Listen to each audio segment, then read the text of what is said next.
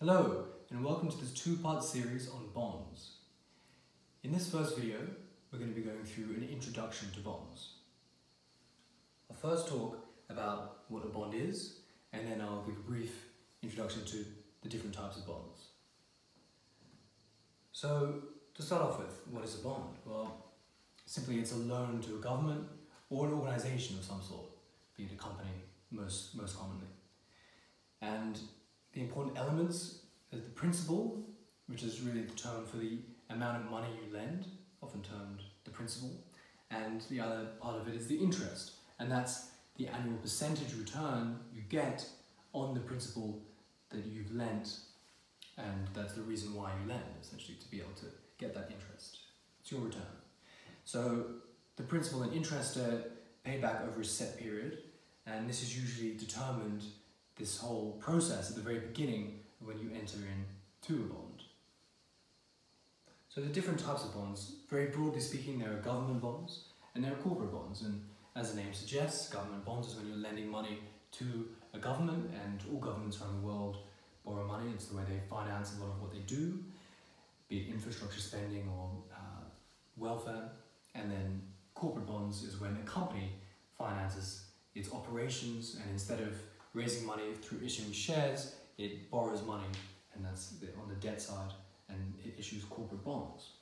So on the government side, some of the most famous examples, and they're also termed treasury notes and also sovereign bonds, they're all synonymous with each other. One of the most famous kinds is in Australia, a US government bond, and they're called treasury notes. And you can see here just some of the broad details. It's an 8% treasury note, which means that it yields 8%, that's the interest that they're going to pay you, and this one lasts for 10 years. So you can see it's an old, very old one, issued on 1976, 16th of August, and they will pay that all back in 1986, 10 years later.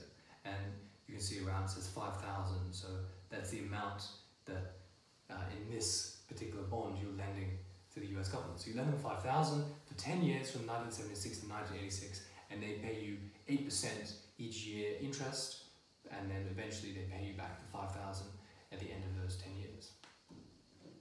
So those are government bonds. Then we have corporate bonds, and I put it as an example here, and we use this in a much earlier video, Philips. So they also will issue bonds, and they've issued quite a lot over the years. And most recently you can see they issued $500 million worth of bonds, and that's to raise money to use that. And they will pay the people that lend them that money 1.4% interest per year, and it will be over 5 years. So at the end of the 5 years you will receive your 500 million euros back, or the bond payers in total will receive their 500 million euros back, and they will have got 1.4% interest along the way.